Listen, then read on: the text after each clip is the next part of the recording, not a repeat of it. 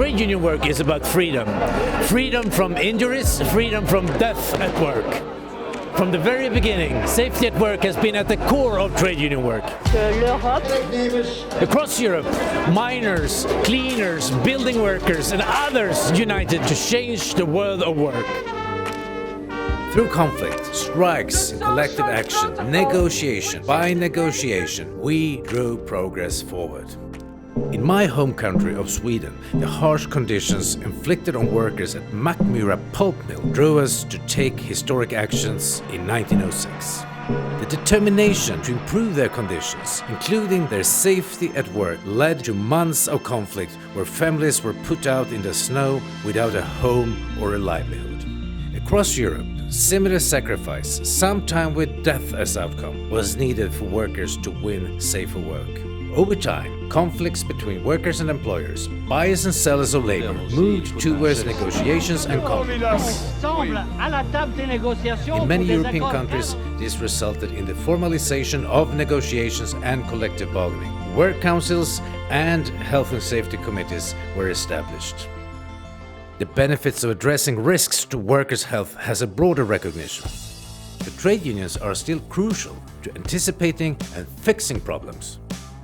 Take this letter, for example. It's made according to certain standards set at EU level. Recently, there was an attempt to narrow the foot of this letter, making it cheaper to produce. But this would have also made them less stable. The millions of builders, cleaners and other workers who use ladders for work would have been the ones to pay. We were alerted to this threat, and it was trade unions who won the victories to ensure that these ladders stay safe and protect workers. The same is true for all sorts of machinery used for work. There are standards set for this drill, the helmet I'm wearing, the jacket, the boots, pretty much everything on this table, all to protect workers from accidents at workplaces. And because the workers who are at the front line using these tools, they also need a strong collective voice in the standard setting process.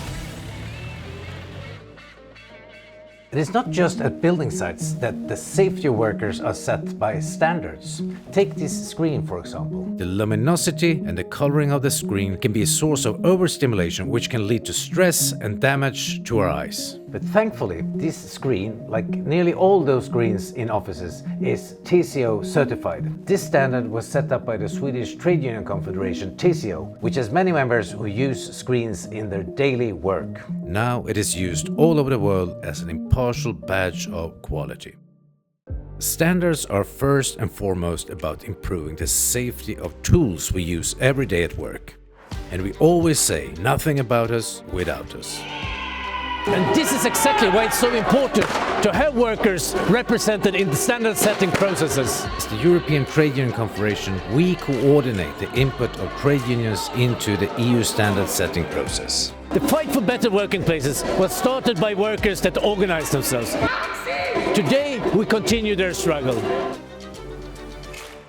Standard setting is an important part of that struggle. Therefore, become a trade union member, get involved.